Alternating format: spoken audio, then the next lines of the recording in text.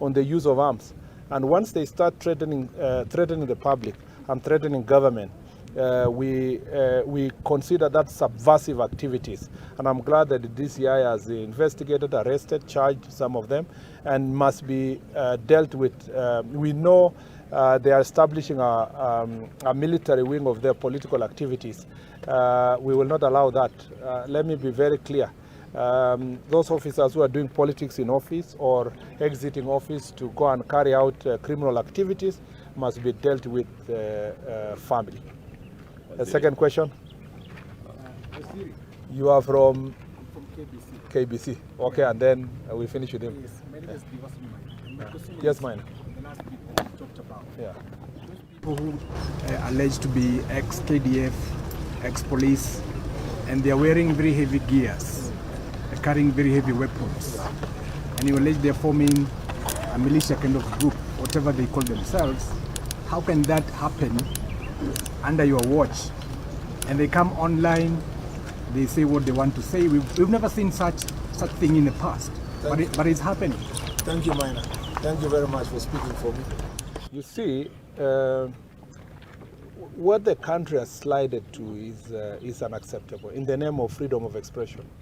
That people can carry sophisticated weapons and call and speak in it's like a rebel kind of, the country is in some part of the country is controlled by a rebel movement of some sort, and happily going to issue statements online while carrying very sophisticated weapons.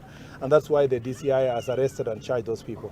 Now you will see, and I'm telling you, you will see LSK, another civil society organization, and opposition running around, and they will start saying, oh, you know, freedom of expression, people must be allowed to wear what they wear, they must be allowed to carry whatever gun, they must be allowed to say what they want to say.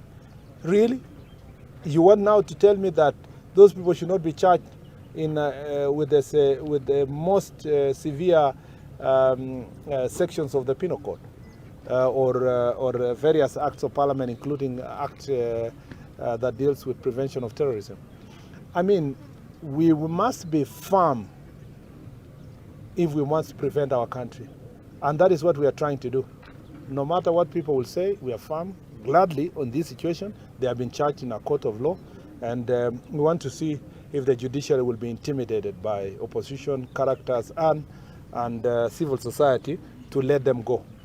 And see whether really, you see, people think that the responsibility to protect the nation is only for executive. It's for everybody, for the legislature, for the judiciary.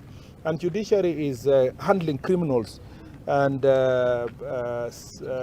subversive characters with kids' gloves. And that behavior must come to an end. In the past, when I say it, they say I'm threatening the judiciary. I'm not threatening the judiciary, I'm saying it as it is. The judiciary must rise up to the occasion and deal with criminals, for suspected criminals, especially of high crimes and organized crimes, must be dealt with decisively. That includes those who are involved in drug trafficking, those who are subversive activities, acts of terror. We must handle it, because it's not the responsibility of the Minister of Interior alone to secure the nation. It's the responsibility of everybody, including the judiciary. Lastly. Asante. Na walio ndani na walioondoka kutoka kwenye huduma wana kiwango kikubwa sana cha uwajibikaji ukilinganishwa na raia. Sijui mipaka yao sasa itakuwa wapi, hasa walioondoka kama watatu, mipaka yao iko wapi hasa kujihusisha katika michakato ya kisiasa kuwajibisha serikali? Ningependa kushukuru sana, kwa sababu tumesema kwamba polisi wetu walio kazini na wale wameondoka wako na jukumu ya kuhakikisha kwamba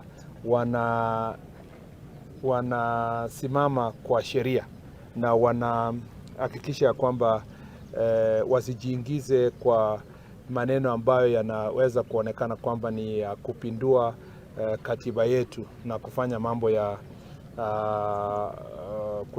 kuendeleza chuki na vita katika taifa letu. Na nimesema kwamba jukumu hilo haijalishi kama wewe umechakuliwa mbunge, umechakuliwa baadaye ukuwe seneta ama hata governor ama position yoyote. Jukumu hilo inaendelea kwa maisha yako yote. Kama wewe umewahi kuwa kwa disciplined forces, katika dunia nzima you are expected, inaaminika kwamba utafuata maagizo ya yale ambayo ulifunzwa wakati ulikuwa katika polisi ama katika army, kuhakikisha kwamba unafuata sheria. Na wewe jukumu lako ni kubwa, ni la juu kuliko ya mwananchi wa kawaida. Na kwa hivyo tutaendelea sikia chochote ambayo inahusikana na mtu yoyote amewahi kufunzwa mambo ya bunduki, mambo ya silaha mbalimbali, tunachukulia hatua zaidi kuliko hata mwananchi wa kawaida, kwa sababu tunajua kwamba anaelewa nini inaendelea katika idara ya polisi, idara ya army, na tunajua kwamba anaweza kutumia nafasi na ile information ako nayo kuharibu taifa. Na kwa hivyo tunawaomba wale wote ambao washaondoka kutoka kazini na wale pia wako kazini wajue kwamba jukumu ni kubwa, na tutachukua hatua ya kisheria kuhakikisha kwamba tunalinda taifa letu.